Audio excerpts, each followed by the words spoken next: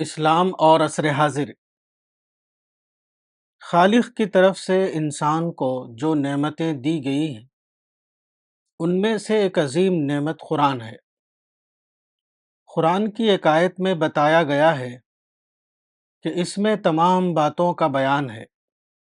سورہ نمبر 16 آیت 90۔ اس کا مطلب یہ ہے کہ قرآن ہمارے لیے معاملات زندگی کو سمجھنے کے لیے ایک مستند کتاب حوالہ یعنی بک آف ریفرنس کی حیثیت رکھتا ہے۔ قرآن کے ذریعے ہم خالق کے تخلیقی پلان یعنی کریشن پلان کو سمجھ سکتے ہیں اور زندگی کی منصوبہ بندی کے لیے صحیح نقطۂ آغاز یعنی سٹارٹنگ پوائنٹ کو پا سکتے ہیں۔ اسی طرح دعوت اللہ کی نوعیت کو سمجھنے کے لیے بھی قرآن ایک مستند کتاب کی حیثیت رکھتا ہے۔ قرآن کے مطالعے سے معلوم ہوتا ہے کہ دعوت حق کے دو دور ہیں، ایک ہے پیغمبروں کا زمانہ اور دوسرا ہے بعد کو آنے والا زمانہ۔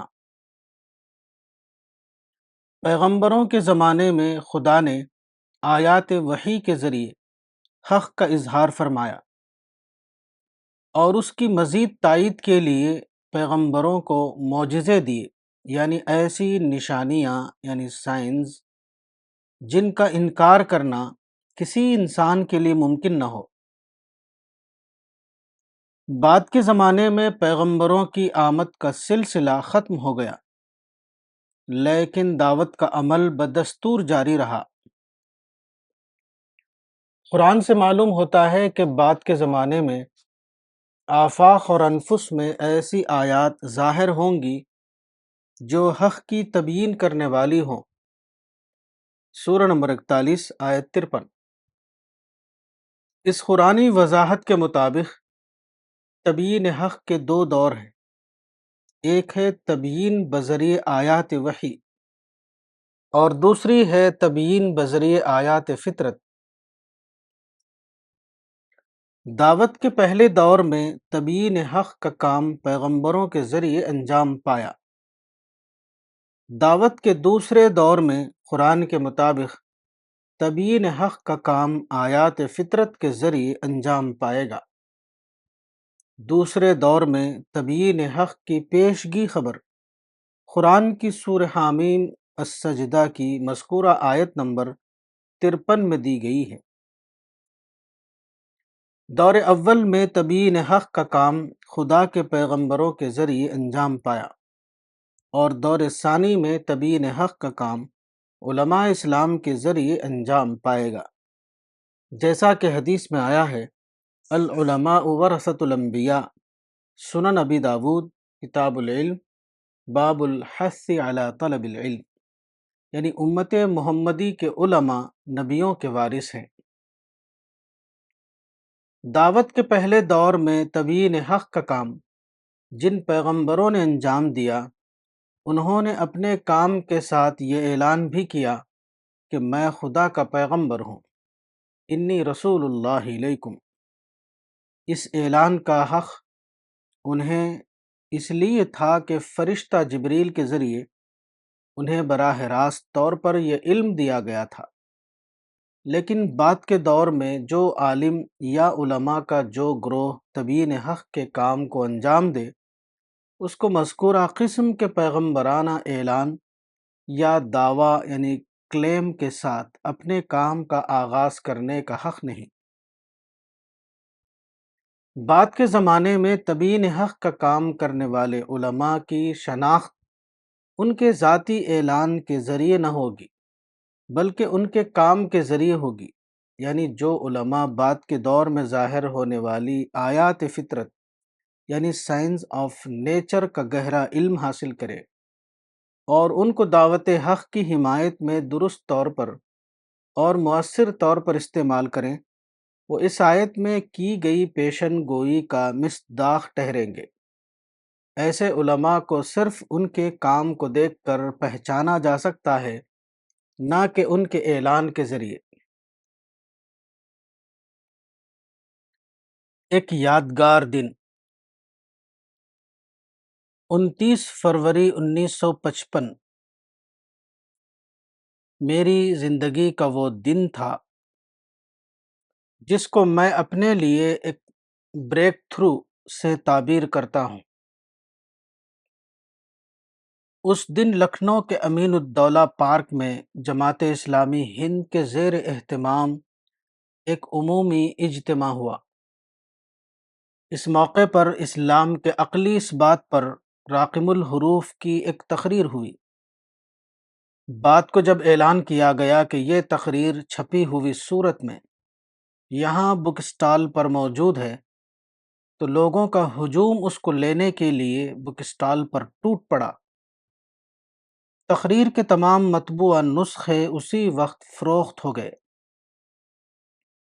یہ تقریر پمفلٹ کی صورت میں شائع ہوئی۔ اردو میں اس کا نام تھا نئے عہد کے دروازے پر، ہندی میں نو یگ کے پرویش دوار پر، اور انگریزی میں On the threshold of a new era. اس تقریر کی خصوصیت یہ تھی کہ اس میں اسلام کی دعوت کو عصری اسلوب میں بیان کرنے کی کوشش کی گئی تھی۔ یہ میری زندگی میں ایک انقلابی واقعہ تھا۔ اس واقعے نے میری آئندہ زندگی کا رخ متعین کر دیا۔ اب میں نے شعوری طور پر یہ طے کر لیا کہ مجھے عصری اسلوب میں اسلامی لٹریچر تیار کرنا ہے۔ اس کے بعد میں نے مذکورہ موضوع کا زیادہ گہرائی کے ساتھ مطالعہ شروع کر دیا۔ اس درمیان میں مقالہ یا پامفلٹ کی صورت میں بعض تحریریں شائع ہوئی، مثلاً حقیقت کی تلاش۔ یہ مقالہ 6 ستمبر 1958 کو علی گڑھ مسلم یونیورسٹی کے یونین ہال میں پڑھا گیا اور اس کے بعد وہ پامفلٹ کی صورت میں شائع ہوا۔ اس موضوع پر میرے مطالعے کا ایک نتیجہ وہ تھا جو باقاعدہ کتاب کی صورت میں ظاہر ہوا۔ یہ کتاب جو پہلی بار 1966 میں مجلس تحقیقات و نشریات اسلام ندوۃ العلماء لکھنؤ سے شائع ہوئی۔ اس کتاب کا اردو ٹائٹل مذہب اور جدید چیلنج تھا۔ بعد کو اس کتاب کا عربی ترجمہ ڈاکٹر ظفر الاسلام خان نے کیا۔ یہ عربی ترجمہ پہلی بار 1969 میں کویت اور بیروت اور قاہرہ سے الاسلام یتحدی کے نام سے چھپا۔ اس کتاب کا انگریزی ترجمہ ڈاکٹر فریدہ خانم نے کیا، جو پہلی بار 1985 میں گاڈ ارائزز کے نام سے شائع ہوا۔ مذہب اور جدید چیلنج 1964 میں لکھ کر تیار ہوئی۔ میں نے اس کا مسودہ یعنی مانیوسکرپٹ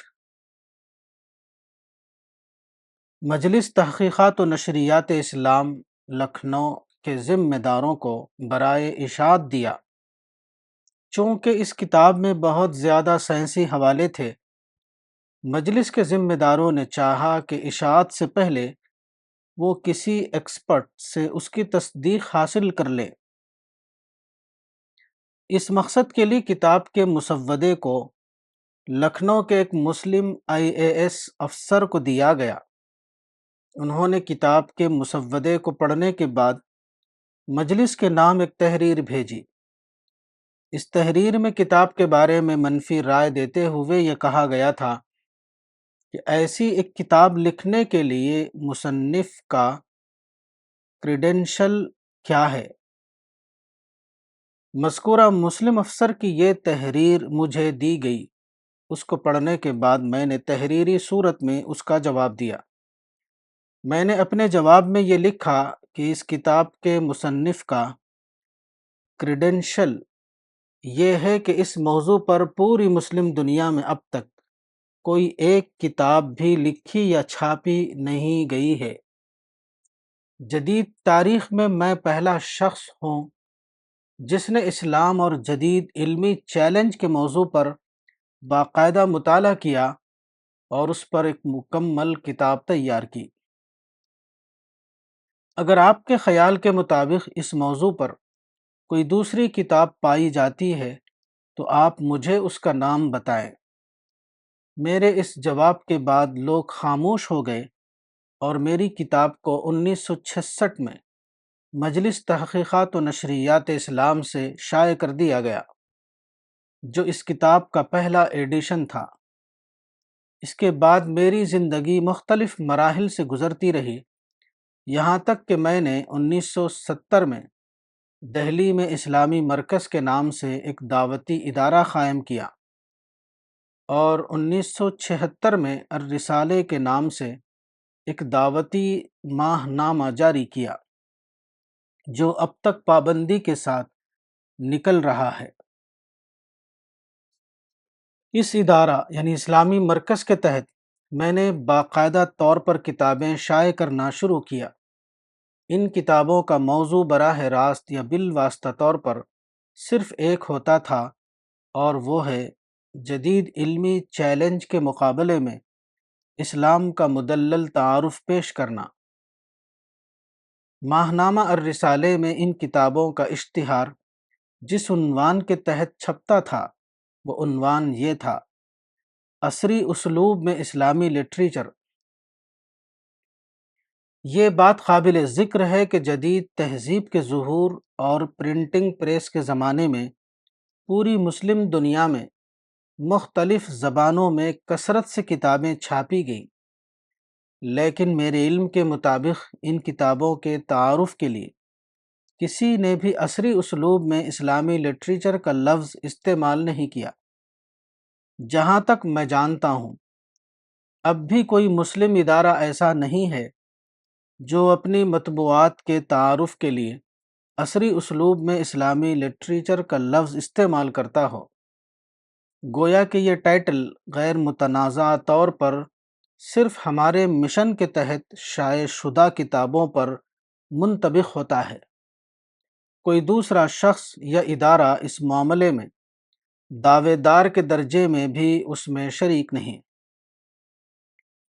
جدید تہذیب کی طرف سے جو فکری چیلنج پیدا ہوا، اس کا تعلق تمام مذاہب سے تھا۔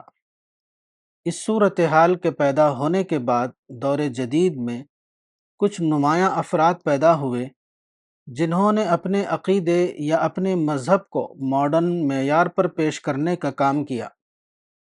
مثال کے طور پر ڈاکٹر رادھا کرشنن، وفات 1975، ایک اعلیٰ تعلیم یافتہ شخص تھے۔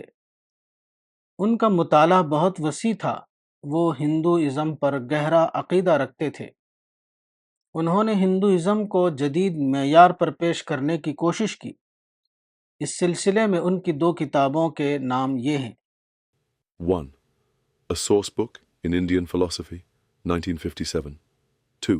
Recovery of Faith, 1956. Doctor Radha Krishnan موجودہ زمانے کے نہایت اعلیٰ تعلیم یافتہ شخص تھے، تاہم یہ کہنا صحیح ہوگا کہ وہ اپنے مقصد میں زیادہ کامیاب نہیں ہوئے۔ اس کا سبب یہ ہے کہ انہوں نے جس مقدمے کی پیروی کی وہ مقدمہ اپنے آپ میں کمزور تھا، اور جو مقدمہ اپنے آپ میں کمزور ہو، کوئی بڑے سے بڑا وکیل بھی اس کو مضبوط نہیں بنا سکتا۔ 1938 سے 1947 تک 10 سال کا زمانہ میری زندگی میں بہت اہم زمانہ تھا۔ اس زمانے میں میرا دماغ افکار و نظریات کے اعتبار سے گویا کہ ایک میلٹنگ پاٹ بنا ہوا تھا۔ اس زمانے میں پورے عالم اسلام میں مسلمانوں کے حال اور مستقبل کے بارے میں بحث چھڑی ہوئی تھی۔ ہر تحریر اور ہر تقریر میں اسی کا چرچا ہوتا تھا۔ فطری طور پر میرا ذہن مختلف خیالات کی آماج گاہ بنا ہوا تھا۔ 19ویں صدی کے نصف آخر اور 20ویں صدی کے نصف اول میں پوری مسلم دنیا میں بڑے پیمانے پر فکری سرگرمیاں جاری تھیں۔ بظاہر ان سرگرمیوں کے مختلف دھارے تھے، لیکن ایک چیز سب میں مشترک تھی، وہ یہ کہ یہ مختلف قسم کی سرگرمیاں اصلاً رد عمل کے تحت پیدا ہوئی۔ جیسا کہ معلوم ہے، اس زمانے میں مغربی قوموں نے جدید ذرائع کے بل پر پوری مسلم دنیا میں سیاسی اور تہذیبی غلبہ حاصل کر لیا تھا۔ یہ صورتحال مسلم رہنماؤں کے لیے ناقابل قبول تھی، چنانچہ ہر ایک احیاء یعنی ریوائول کے نام پر اٹھ کھڑا ہوا۔ ان سب کا مشترک نشانہ یہ تھا کہ مسلمانوں کے قدیم دور عروج کو دوبارہ جدید تاریخ میں واپس لایا جائے۔ مسلمانوں کے اندر اگر یہ سرگرمیاں مثبت ذہن کے تحت پیدا ہوئی ہوتی تو ان کا ماڈل زمانہ رسالت ہوتا۔ اس ابتدائی ماڈل کی پیروی میں وہ دعوت اللہ کو اپنا نشانہ بناتے، لیکن ان سرگرمیوں کا سر چشمہ چونکہ منفی رد عمل تھا، اس لیے عملاً بات کو قائم ہونے والا دور تاریخ لوگوں کا ماڈل بن گیا۔ لوگ عباسی سلطنت اور عثمانی سلطنت اور مغل سلطنت کے زمانے کو دوبارہ واپس لانے کے نشانے کے تحت سرگرم عمل ہو گئے۔ ان سرگرمیوں کے دو بڑے دھارے تھے، احیاء خلافت اور احیاء جہاد۔ ان دونوں دھاروں کے تحت 20ویں صدی عیسوی میں غیر معمولی کوششیں کی گئیں، لیکن اپنے مطلوب نشانے کے اعتبار سے یہ کوششیں مکمل طور پر ناکام رہیں۔ اس کا سبب یہ تھا کہ یہ لوگ صرف دور قدیم کی مسلم تاریخ کو جانتے تھے اور اسی قدیم ماڈل کو دوبارہ واپس لانے کے لیے وہ سرگرم عمل ہو گئے۔ وہ اس حقیقت سے بے خبر تھے کہ کامیابی کے لیے دوسری ضروری چیز جو مطلوب ہے وہ رعایت زمانہ ہے۔ موجودہ زمانے میں کام کے طریقے پوری طرح بدل چکے تھے۔ یہ لوگ اپنی بے خبری کی بنا پر اس تبدیلی کی رعایت نہ کر سکے، اس لیے وہ اپنے مطلوب نشانے کو حاصل کرنے میں مکمل طور پر ناکام رہے۔ دوسرا فکری دھارا وہ تھا جس کا کہنا یہ تھا کہ اسلام کو جدید تقاضوں کے مطابق بنانے کی ضرورت ہے، ورنہ اسلام کو اس کی مطلوب اہمیت حاصل نہ ہو سکے گی۔ اس نقطۂ نظر کے حامل ایک تعلیم یافتہ مسلمان نے لکھا تھا کہ آج ضرورت ہے کہ قرآن دوبارہ نازل ہو۔ The Quran has to be re-revealed today. اس دوسرے فکری دھارے کو امت میں قبولیت حاصل نہ ہو سکی۔ یہ لوگ صرف ایک قسم کا مبتدعانہ گروہ بن کر رہ گئے۔ اس کا سبب میرے نزدیک یہ ہے کہ جن افراد نے اس دوسرے دھارے کی نمائندگی کی وہ اپنے مشن کے لیے پوری طرح اہل یعنی کمپیٹنٹ نہ تھے۔ ان کا مدعا اصلاً غلط نہ تھا، لیکن وہ طاقتور انداز میں اس کی درست نمائندگی نہ کر سکے۔ اس بنا پر وہ اپنے اصل مقصد دور جدید کے اعتبار سے امت کو رہنمائی دینے میں ناکام رہے۔ راقم الحروف نے اللہ کی توفیق سے اسلام کی دعوت کو اپنا موضوع بنایا۔ اس سلسلے میں نے وسیع مطالعے کے ذریعے اسلام اور جدید تحدیات یعنی ماڈرن چیلنجز کو سمجھنے کی کوشش کی۔ میں نے پایا کہ جدید تعلیم یافتہ لوگوں میں عام تاثر یہ ہے کہ اسلام جدید دور میں غیر متعلق یعنی irrelevant ہو گیا ہے۔ اسلام کے اندر یہ طاقت نہیں کہ وہ جدید ذہن کو ایڈریس کر سکے۔ موجودہ زمانے میں مسلم مصنفین نے جو کتابیں لکھی ہیں وہ تقریباً سب کے سب قدیم روایتی اسلوب میں ہیں۔ اس قسم کی کتابیں جدید تحدیات کا جواب نہیں بن سکتی۔ یہ کتابیں آج کے ذہن کو اسلام کی صداقت پر مطمئن کرنے کے لیے یقینی طور پر ناکافی ہیں۔ اس معاملے کا موضوعی مطالعہ یعنی آبجیکٹو اسٹڈی کرنے کے بعد میں نے یہ پایا کہ جدید دور کا سب سے بڑا مسئلہ یہ ہے کہ روایتی ذہنی فریم ورک اب ٹوٹ گیا ہے۔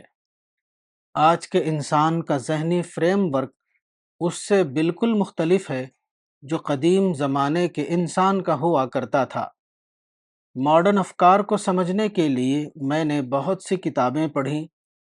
ان میں سے کچھ کتابوں کے نام یہ ہیں۔ 1.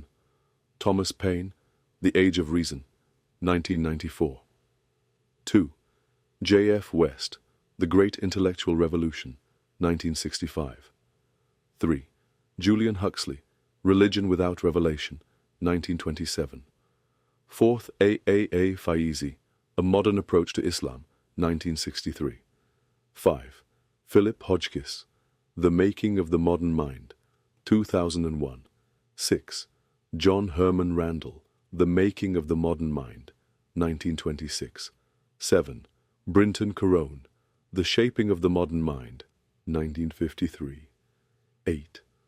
W.T. Stace, Religion and the Modern Mind, 1952. کامیاب دعوت وہ ہے جو مخاطب کے مائنڈ کو ایڈریس کرے۔ موجودہ زمانے کا اصل مسئلہ یہ ہے کہ قدیم روایتی لٹریچر جدید ذہن کو ایڈریس کرنے میں کامیاب نہیں ہو رہا ہے۔ گویا کہ آج دائی اور مدعو کے درمیان ایک فکری بعد یعنی انٹلیکچول گیپ پیدا ہو گیا ہے۔ اس لیے اسلامی دعوت کے سلسلے میں پہلا ضروری کام یہ ہے کہ اس فکری بعد کو ختم کیا جائے تاکہ اسلام آج کے انسان کے لیے قابل فہم یعنی انڈرسٹینڈیبل اور قابل قبول یعنی ایکسیپٹیبل بن سکے۔ اس معاملے میں نے اپنے مطالعے کے ذریعے جانا کہ اس اعتبار سے جو مسئلہ پیدا ہوا ہے وہ بنیادی طور پر یہ ہے کہ لمبے فکری عمل کے بعد آج کے انسان کا ذہنی شاکلہ یعنی فریم ورک بدل گیا ہے۔ یہ تبدیلی بنیادی طور پر دو چیزوں میں ہوئی ہے۔ نمبر 1، روایتی معیار کی جگہ سائنسی معیار کا ظہور میں آنا۔ نمبر 2، حاکمانہ معیار کے بجائے جمہوری معیار کا رواج۔ میں نے اپنے مطالعے کے دوران پایا کہ موجودہ زمانے میں مسلم مصنفین کا پیدا کردہ جو لٹریچر ہے وہ جدید سائنٹیفک معیار پر پورا نہیں اترتا۔ موجودہ دستیاب لٹریچر روایتی زبان میں لکھا گیا ہے، وہ اس سائنٹیفک زبان میں نہیں لکھا گیا ہے جو موجودہ زمانے میں قبولیت کا درجہ حاصل کیے ہوئے ہے۔ اس طرح کتاب اور قاری کے درمیان جو ذہنی بعد یعنی انٹلیکچول گیپ پیدا ہو گیا ہے، اس کا یہ نتیجہ ہے کہ یہ لٹریچر جدید ذہن کو ایڈریس نہیں کرتا۔ یہی معاملہ دوسرے پہلو کا ہے۔ مسلمانوں کا موجودہ ذہن قدیم بادشاہی نظام کے تحت بنا ہے، اس لیے وہ اسلام کو جمہوری انداز میں پیش کرنے سے عاجز رہ گئے۔ چنانچہ ان مسلمانوں کی باتیں اس جدید ذہن کو اپیل نہیں کرتی جو چیزوں کو صرف اس وقت سمجھ پاتا ہے جب کہ وہ جمہوری انداز میں پیش کی گئی ہوں۔ مثلاً خلافت کا روایتی تصور قدیم شاہی ذہن کے لیے تو قابل تصور تھا، لیکن جدید جمہوری ذہن کے لیے وہ قابل فہم نہیں۔ اسی طرح توہین اسلام کے نام پر قتل کی سزا دینا جدید ذہن کے لیے ناقابل فہم ہے، کیونکہ جدید ذہن اس طرح کی گستاخی کے تصور سے ناآشنا ہے۔ وہ صرف یہ جانتا ہے کہ اظہار خیال کی آزادی یعنی فریڈم آف ایکسپریشن انسان کا ایک ایسا حق ہے جس کو کسی بھی عذر کی بنا پر منسوخ نہیں کیا جا سکتا۔ یہی معاملہ مسلح جہاد یعنی آرم سٹرگل کا ہے۔ موجودہ زمانے میں صرف پرامن جد و جہد یعنی پیسفل سٹرگل کو قابل قبول سمجھا جاتا ہے۔ حق کے حصول کے لیے پرامن جد و جہد پوری طرح درست ہے، لیکن مسلح جد و جہد کسی بھی حال میں درست نہیں۔ ان اسباب کی بنا پر آج کے انسان کو وہ لٹریچر اپیل نہیں کرتا جو جمہوریت کی شرطوں پر پورا نہ اترتا ہو۔ لٹریچر کے اعتبار سے اسلامی تاریخ کے 3 بڑے دور ہیں۔ پہلا دور رسالت اور صحابہ کا دور ہے۔ یہ دور 7ویں صدی عیسوی سے تعلق رکھتا ہے۔ اس دور میں اسلام کا مستند یعنی آتھنٹک یا کلاسیکل لٹریچر وجود میں آیا۔ یہ لٹریچر عربی زبان میں ہے اور قرآن اور حدیث اور سیرت رسول اور سیرت صحابہ پر مشتمل ہے۔ دوسرا دور وہ ہے جو عباسی سلطنت کے زمانے میں شروع ہوا اور عثمانی سلطنت اور مغل سلطنت کے زمانے تک جاری رہا۔ یہ دور 8ویں صدی عیسوی سے لے کر 18ویں صدی عیسوی تک پھیلا ہوا ہے۔ یہی وہ دور ہے جس میں اسلام کے مختلف پہلوؤں پر کثیر تعداد میں کتابیں لکھی گئی جو آج اسلامی کتب خانے کا تاریخی حصہ ہیں۔ یہ تمام کتابیں قبل سائنس دور یعنی پری سائنٹیفک ایرا میں لکھی گئیں، چنانچہ یہ کتابیں قدیم روایتی اسلوب میں ہیں، نہ کہ جدید سائنسی اسلوب میں۔ تیسرا دور وہ ہے جو مغرب کے نو آبادیاتی نظام کے زمانے میں ظہور میں آیا۔ یہ دور 19ویں صدی عیسوی اور 20ویں صدی عیسوی کے زمانے سے تعلق رکھتا ہے۔ اس تیسرے دور میں پرنٹنگ پریس وجود میں آ چکا تھا اور کاغذ سازی کی جدید صنعت قائم ہو چکی تھی، چنانچہ اس زمانے میں ہزاروں کی تعداد میں اسلامی تعلیمات کے بارے میں کتابیں لکھی اور چھاپی گئیں۔ یہ کتابیں عربی کے علاوہ دوسری مختلف زبانوں میں تھیں، مگر تیسرے دور کی کتابیں بھی عملاً دوسرے دور کی کتابوں کا امتداد یعنی ایکسٹینشن بن گئیں۔ یعنی تحریر اور استدلال کا جو روایتی اسلوب دوسرے دور میں قائم ہوا، وہی بڑی حد تک تیسرے دور میں بھی جاری رہا۔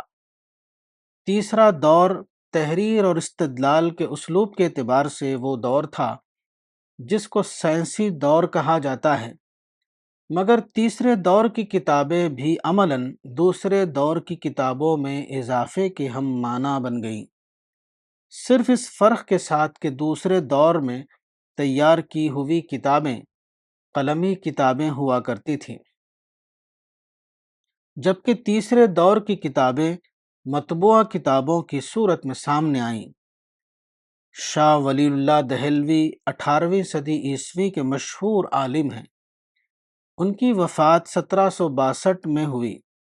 اسلامی اقلیات کے موضوع پر ان کی کتاب حجت اللہ البالغہ ایک اہم کتاب سمجھی جاتی ہے۔ یہ کہنا صحیح ہوگا کہ حجت اللہ البالغہ تیسرے دور کے آغاز میں لکھی گئی، مگر وہ پوری طرح روایتی فریم ورک کے مطابق لکھی گئی۔ اس اعتبار سے وہ دوسرے دور ہی کی ایک تکرار تھی۔ موجودہ زمانے میں اس موضوع پر جو کتابیں لکھی گئیں، ان میں سے ایک کتاب الجزائری عالم شیخ محمد حسین الجسر وفات 1909 کی کتاب الرسالۃ الحمیدیہ فی حقیقت الدیانۃ الاسلامیہ ہے۔ اس کتاب کو مزید اضافے کے ساتھ ان کے صاحبزادے شیخ ندیم حسین الجسر وفات 1980 نے شائع کیا ہے۔ اس دوسری کتاب کا نام یہ ہے قصۃ الایمان بین الفلسفۃ والعلم والقرآن 1961۔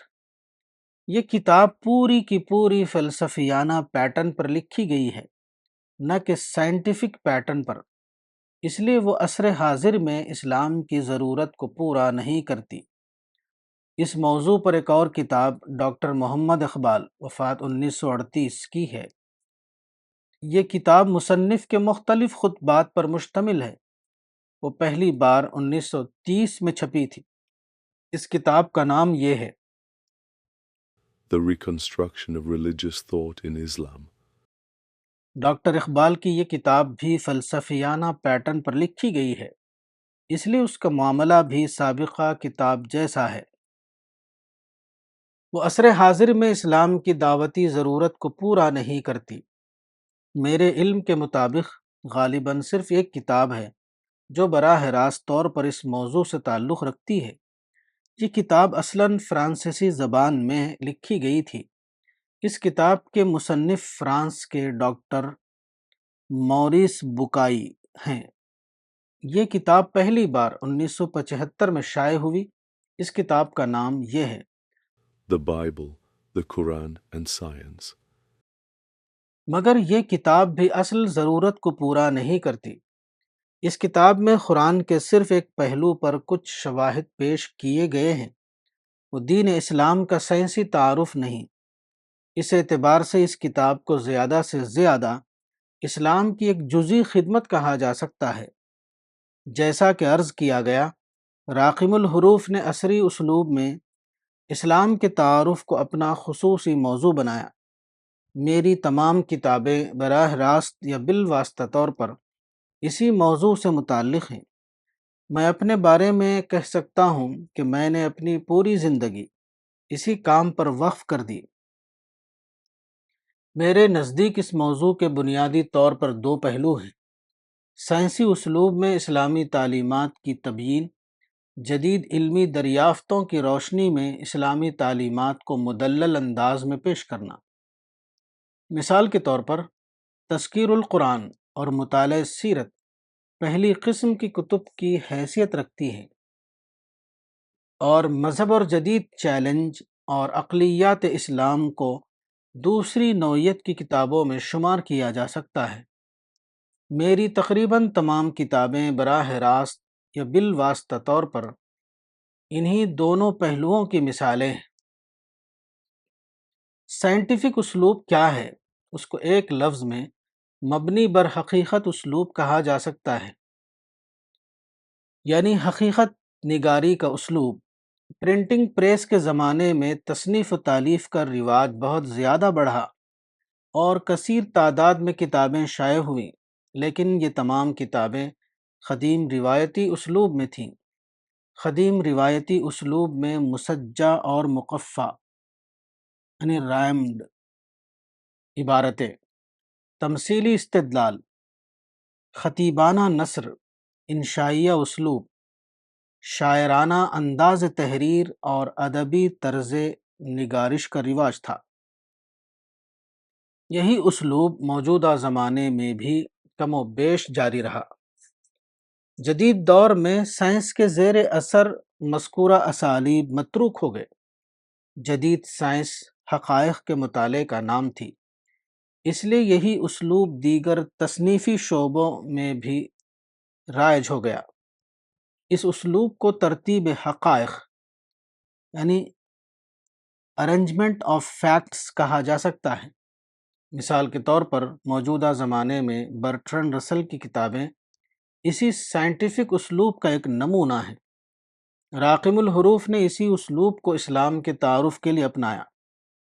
جہاں تک سائنٹیفک اسلوب کے دوسرے پہلو کی بات ہے، یعنی اسلام کی توضیح و تفہیم میں سائنسی دلائل کو استعمال کرنا، اس کو دوسرے لفظوں میں اسلام کا جدید علم کلام یعنی ماڈرن تھیالوجی بھی کہا جا سکتا ہے۔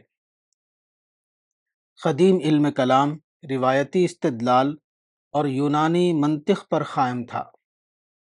جدید علم کلام وہ ہے جو سائنسی استدلال پر قائم ہو۔ سائنسی استدلال سے مراد ہے جدید دریافت شدہ حقائق کی روشنی میں اسلام کے عقائد کو مدلل کرنا۔ راقم الحروف نے اس اعتبار سے متعدد کتابیں تیار کی۔ ان میں سے ایک کتاب وہ ہے جس کا اردو ٹائٹل مذہب اور جدید چیلنج یعنی گاڈ ارائزز ہے۔ وہ مختلف ملکی اور غیر ملکی زبانوں میں شائع ہو چکی ہے۔ عربی زبان میں اس کا ٹائٹل الاسلام یتحدی ہے۔ سائنس کی جدید دریافتوں کی بنیاد پر کلامیاتی استدلال کی ایک مثال وہ ہے جس کو ضابطۂ ناکارگی یعنی لا آف انٹروپی کہا جاتا ہے۔ اس دریافت سے یہ ثابت ہوتا ہے کہ مادی کائنات ازلی نہیں ہو سکتی۔ قدیم یونانی فلاسفہ مادہ یعنی میٹر کو قدیم مانتے تھے۔ اس کے زیر اثر مسلم فلسفی ابن رشد وفات 1198 عیسوی نے مادے کو قدیم مان لیا، مگر مادے کی قدامت کا نظریہ اسلامی عقیدے سے ٹکراتا ہے، کیونکہ اس کے مطابق خدا اور مادہ دونوں قدیم ہو جاتے ہیں، جبکہ اسلامی عقیدے کے مطابق خدا قدیم اور ازلی ہے اور مادہ بعد کی تخلیق۔ یہ جدید دریافت اسلامی عقیدے کے حق میں سائنسی تصدیق یعنی سائنٹیفک افرمیشن کی حیثیت رکھتی ہے۔ ضابطۂ ناکارگی کے قانون کی تفصیل کے لیے ملاحظہ ہو مذہب اور جدید چیلنج، صفحہ 55۔ اوپر کی بات نظریاتی اعتبار سے ذہنی فریم ورک سے تعلق رکھتی ہے۔ اب اس معاملے کے دوسرے پہلو کو لیجئے، یعنی وہ مسئلہ جس کو عملی فریم ورک کہا جا سکتا ہے۔ اس دوسرے معاملے میں مسلمان موجودہ زمانے میں اتنے اجنبی ہو گئے ہیں کہ موجودہ زمانے کے تعلیم یافتہ لوگوں کو وہ آج کی دنیا کے لیے ناموزوں یعنی مسفٹ نظر آتے ہیں۔ اس کا سبب کیا ہے؟ میرے مطالعے کے مطابق اس کا سبب دوبارہ یہ ہے کہ اس معاملے میں بھی دوسرے دور کا فریم ورک تیسرے دور میں بھی بدستور جاری رہا، حالانکہ تیسرے دور میں ضرورت تھی کہ اس پہلو سے قدیم ڈھانچے پر نظر ثانی کی جائے اور اس کو جدید مسلم ڈھانچے کے مطابق بنایا جائے۔ اس نظر ثانی کا تعلق عقائد میں نظر ثانی سے نہیں ہے، بلکہ منہاج یعنی میتھڈ میں نظر ثانی سے ہے۔ عقائد ہمیشہ ابدی ہوتے ہیں، ان میں کبھی تبدیلی نہیں ہوتی، مگر منہاج یعنی میتھڈ کا تعلق حالات سے ہے۔ فقہ کا مسلمہ اصول اسی منہاج کے پہلو سے ہے۔ وہ فقہی اصول یہ ہے کہ تتغیر الاحکام بتغیر الزمان والمکان، یعنی زمان اور مکان کے بدلنے سے احکام بدل جاتے ہیں۔ مثلا رسول اللہ صلی اللہ علیہ وسلم کے سامنے بار بار مخالف گروپ کی طرف سے قتال کا چیلنج پیش آیا، مگر آپ نے اس کے جواب میں مختلف رویہ اختیار کیا۔ مثال کے طور پر مکی حالات میں آپ نے ہجرت کا طریقہ اختیار فرمایا، یعنی ٹکراؤ کے مقام کو چھوڑ دینا۔ غزوہ احزاب کے موقع پر آپ نے خندق یعنی ٹرنچ کا طریقہ اپنایا، یعنی اپنے اور مخالف کے درمیان ایک حاجز یعنی بفر قائم کر دینا۔ اسی طرح حدیبیہ کے مقام پر آپ نے ٹکراؤ سے اراض کرنے کے لیے فریق مخالف کی ایک طرفہ شرطوں کو قبول کرتے ہوئے ان سے صلح کر لی وغیرہ۔ جمہوریت کا تعلق عملی معاملات سے ہے اور اجتماعی نوعیت کے مشترک معاملات میں اسلام کا اصول یہ ہے کہ اس طرح کے معاملات میں جو صورتحال پیش آتی ہے وہ نہ خیر مطلق ہوتی ہے اور نہ شر مطلق، بلکہ ان میں دونوں قسم کے پہلو شامل رہتے ہیں۔ اس لیے اس طرح کے کسی معاملے کو آئیڈیل کے نقطہ نظر سے نہیں دیکھنا چاہیے، بلکہ عملی افادیت کے نقطہ نظر سے دیکھنا چاہیے۔ اس طرح کے کسی معاملے میں بہترین اصول یہ ہے کہ مسائل کو نظر انداز کرو اور مواقع کو استعمال کرو۔ Ignore the problems, avail the opportunities. موجودہ زمانے میں مسلم رہنماؤں نے قربانی کی حد تک غیر معمولی سرگرمیاں دکھائیں، لیکن ان سرگرمیوں کا کوئی مثبت نتیجہ برآمد نہیں ہوا۔ اس کا بنیادی سبب یہ ہے کہ یہ رہنمائی اپنی سرگرمیوں میں مذکورہ حکمت کو ملحوظ نہ رکھ سکی۔ وہ ہر جگہ مسائل سے ٹکراتے رہے اور مبنی بر مواقع منصوبہ بندی یعنی اپرچونٹی بیسڈ پلاننگ کا طریقہ اختیار کرنے میں ناکام رہے۔ پچھلے 200 سال کے درمیان مسلم دنیا میں جو سرگرمیاں جاری رہی ہیں ان کو سامنے رکھیے تو معلوم ہوگا کہ اس پوری مدت میں مسلم رہنما ٹکراؤ کے اصول پر عمل کرتے رہے۔ ہر مقام پر انہوں نے ایک مسئلہ یعنی پرابلم دریافت کیا اور اس پرابلم سے ٹکرانے میں اپنی ساری طاقت صرف کر دی۔ ان کی سوچ یہ تھی کہ جب تک یہ پرابلم ختم نہ ہو اس وقت تک کوئی مثبت کام نہیں کیا جا سکتا۔ کہیں یہودی پرابلم، کہیں برٹش پرابلم، کہیں امریکن پرابلم، کہیں نو آبادیاتی پرابلم، کہیں ہندو پرابلم، کہیں ظالم حکومت کا پرابلم، کہیں کوئی اور پرابلم۔ یہی ہر جگہ مسلم رہنماؤں کا نشانہ عمل بنا رہا۔ اس طریقہ کار کی بنیادی غلطی یہ تھی کہ وہ خدا کے تخلیقی نقشے کے خلاف تھا۔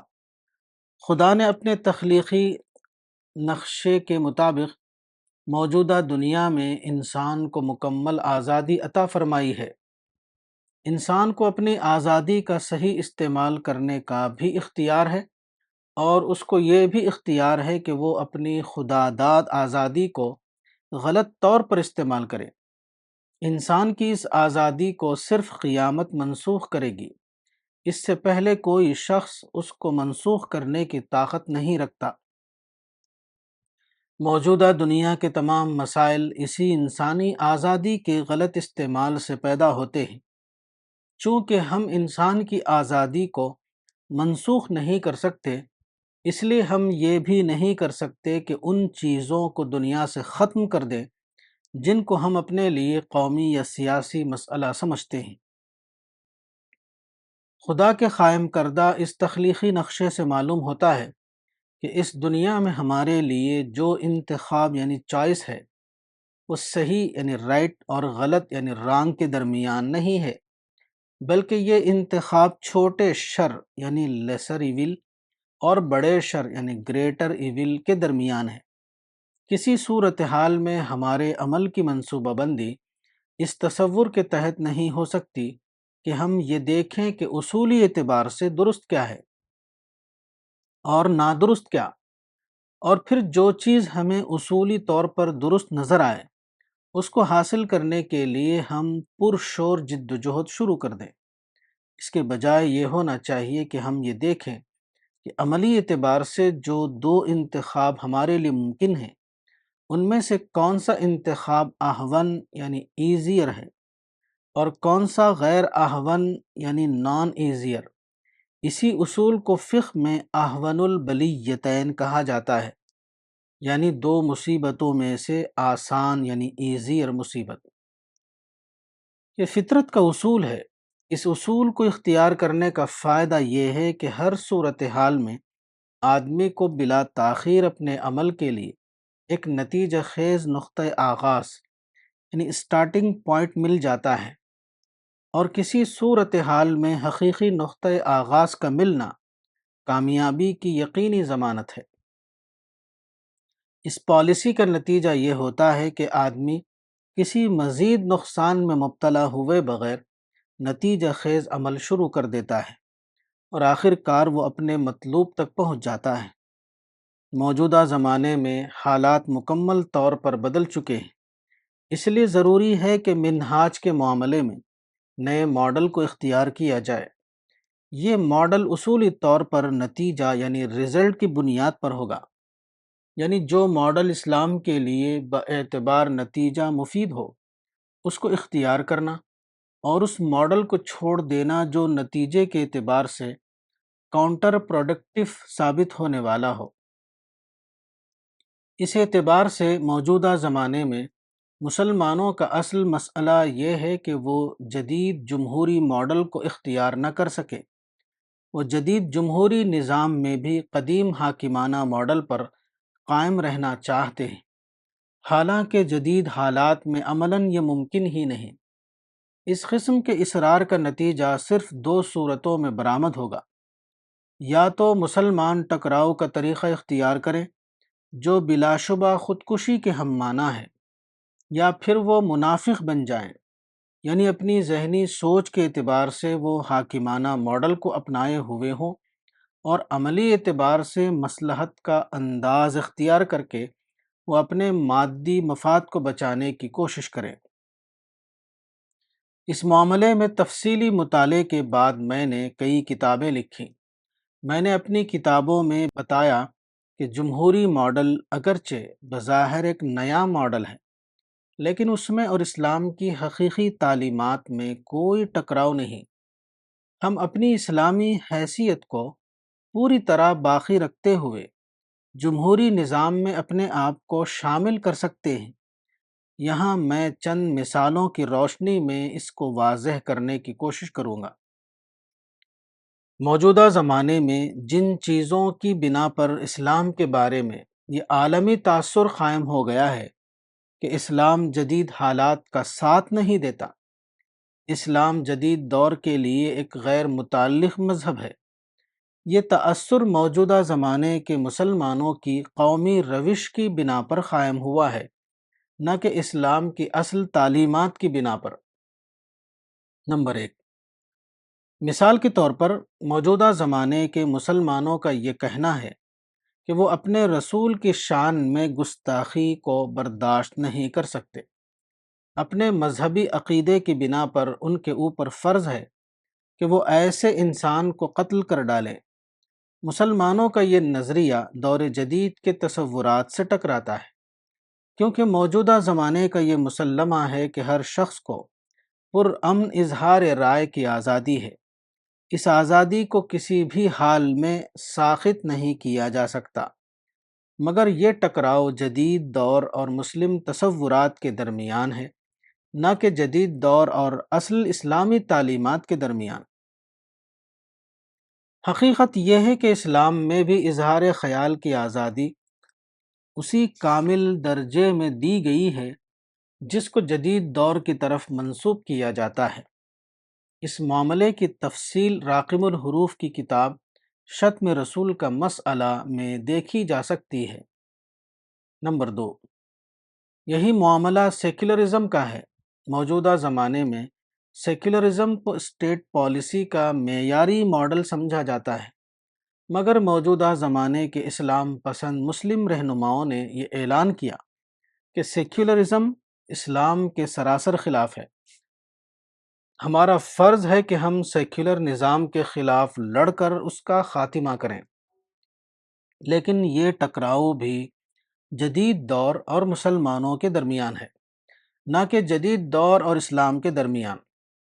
اسلام خود بھی مشترک سماج کے لیے اسی طرح سیکولر پالیسی کا حامی ہے جس طرح جدید دور میں سمجھا جاتا ہے۔ اس مسئلے کی تفصیل راقم الحروف کی کتاب دین کامل میں دیکھی جا سکتی ہے۔ اسی طرح کا ایک معاملہ وہ ہے جو جمہوریت یعنی ڈیموکریسی سے تعلق رکھتا ہے۔ موجودہ زمانے کے اسلام پسند مسلم لیڈروں نے اعلان کیا کہ جمہوریت ایک غیر اسلامی نظریہ ہے، اس لیے وہ مسلمانوں کے لیے قابل قبول نہیں ہو سکتا۔ دوسری طرف جدید تعلیم یافتہ لوگوں کا یہ ماننا ہے کہ جمہوریت کا ماڈل سب سے بہتر سیاسی ماڈل ہے، مگر یہ ٹکراؤ بھی جدید ذہن اور موجودہ مسلمانوں کے درمیان ہے، نہ کہ جدید ذہن اور اصل اسلام کے درمیان۔ اسلام خود بھی سیاسی تنظیم کے لیے جمہوری طریقے کا حامی ہے۔ اسلام میں تھیوکراٹک اسٹیٹ کا تصور نہیں۔ اسلام مکمل طور پر جمہوری نظام کا قائل ہے، یعنی عوام کی رائے کے مطابق سیاسی نظام کی تشکیل۔ اس موضوع کی وضاحت میں نے اپنی مختلف کتابوں میں کی ہے، مثلا فکر اسلامی اور مسائل اجتہاد وغیرہ۔ اس کا خلاصہ یہ ہے کہ جہاں تک عقیدہ اور عبادت کا تعلق ہے، اس معاملے میں اسلام کی تعلیمات مطلق حکم کی حیثیت رکھتی ہیں، لیکن جہاں تک اجتماعی نظام کا معاملہ ہے، اس کا کوئی مطلق معیار نہیں۔ اجتماعی نظام کا معاملہ عوام کی اجتماعی صورتحال پر منحصر ہے۔ حدیث میں آیا ہے کہ کما تکونون کذالک یؤمر علیکم، البیہقی رقم الحدیث 6896، یعنی جیسے تم ہوگے ویسے ہی تمہارا حکومتی نظام ہوگا۔ اجتماعی نظام کے معاملے میں اسلام کا اصول اس پر مبنی ہے کہ عوام یا معاشرے کی استعداد قبولیت کس درجے کی ہے۔ عوام کے اندر جن اجتماعی احکام کی قبولیت کی استعداد ہوگی، ان کو آغاز میں نافذ کیا جائے گا، لیکن جن احکام کی قبولیت کی استعداد عوام کے اندر موجود نہ ہوگی، ان احکام کی تنفیذ کا آغاز خود قانون کے نفاذ سے نہ ہوگا، بلکہ ذہن سازی کے عمل سے ہوگا۔ اسلام کے اس اصول کو تدریج کا اصول کہہ سکتے ہیں، یعنی عوام کی استعداد کے مطابق احکام کا تدریجی نفاذ، نہ کہ ان کا بیک وقت نفاذ۔ موجودہ دنیا چونکہ امتحان کی مصلحت کے تحت بنائی گئی ہے، اس لیے یہاں انسان کو کامل آزادی دی گئی ہے۔ یہ آزادی خود خدا کے تخلیقی نقشے کے مطابق ہے، اس لیے کوئی بھی طاقت اس کو منسوخ نہیں کر سکتی۔ تجربہ ہے کہ انسان زیادہ تر اس آزادی کا غلط استعمال کرتا ہے۔ اسی بنا پر ایسا ہوا کہ تاریخ میں کبھی معیاری نظام نہ بن سکا، اور نہ آئندہ اس کا کوئی امکان ہے۔ مومن اور غیر مومن دونوں مجبور ہیں کہ اس غیر معیاری دنیا میں وہ اپنی زندگی کا نقشہ بنائیں۔ اسی بنا پر کہا جاتا ہے کہ اس دنیا میں معیار کبھی حاصل نہیں ہو سکتا۔ The ideal cannot be achieved in this world. اس صورتحال کی بنا پر اسلام کا اصول یہ ہے کہ معیار کے حصول کے لیے جنگ نہ کی جائے، بلکہ کسی صورتحال میں عملی طور پر جو ممکن ہو اس کو مان کر اپنی زندگی کا نقشہ بنایا جائے۔ اس اصول کا فائدہ یہ ہے کہ آدمی کو ہر صورتحال میں فوراً ہی ایک نقطۂ آغاز یعنی سٹارٹنگ پوائنٹ مل جاتا ہے۔ ہر صورتحال میں یہ ممکن ہوتا ہے کہ آدمی فوری طور پر اپنے عمل کا نقشہ بنائے، تاکہ جو کچھ آج قابل حصول نہ تھا وہ مستقبل میں قابل حصول ہو جائے۔